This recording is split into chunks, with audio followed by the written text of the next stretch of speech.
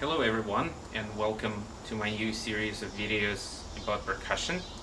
My name is Denis Petrunin, and today I would like to talk to you about this Pearl Philharmonic snare drum.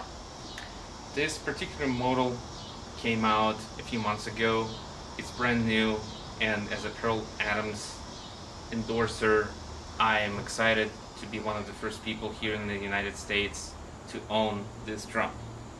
This particular model is a 14 by 4 with maple shell, and the reason why I chose this model is because I do quite a bit of chamber music playing, and I really enjoy how this drum sounds in a soft dynamic range, as well as overall dynamically it sounds great too. Here's some new things and new additions to this model which I would like to share with you today.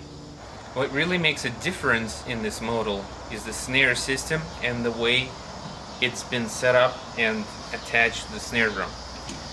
You can see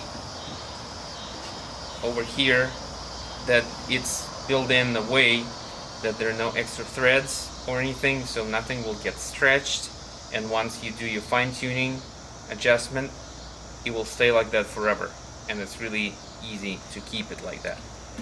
Another great thing is that when you turn snares on and off, you can do it pretty much silently with no noise, especially if you go slow like this. This particular 14 by 4 model comes with uncoated stainless cables on the outside sides and the snappy wire in the middle. This snappy wire really makes a difference in the soft dynamic range, and it was actually borrowed from one of the Pancake piccolo snare drum models.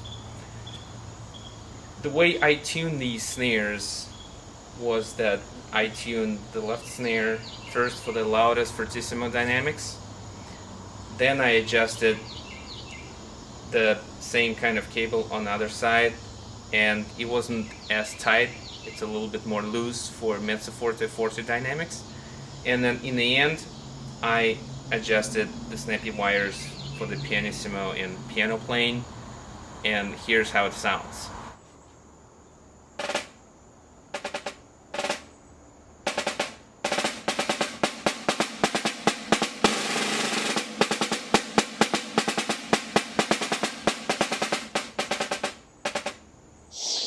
And finally, I would like to share some of my personal tips with you about how to tune a snare drum. Again, this is my personal opinion, and that's the way I like to tune this particular drum. I know other people might do it differently. Some of the things I'm going to say are going to be obvious, but this is what I find helpful. First of all, if you're tuning a brand new drum, I suggest that you detune both of the heads when it comes from the factory to you and start completely from scratch. I'll explain why.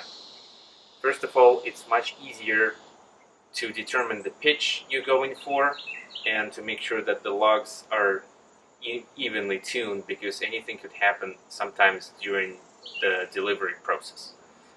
Secondly, when you tune one head at a time, it's also easier to determine the pitch you're going for. For example, this better head is tuned to B natural, and the resonant head is tuned a fourth above, which is E natural. Notice I'm slightly muffling the top head in order to be able to hear the resonant head pitch. Otherwise, sometimes it's really hard to determine.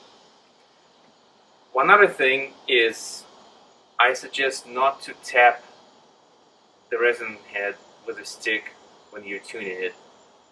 It will leave the dents even if you do it slightly, because it's so thin, and of course you wouldn't want that to happen even to a resonant head. When you're tuning your resonant head, you actually don't have to take the snares off completely. You just have to make them loose, and that should be enough for you to be able to tune them.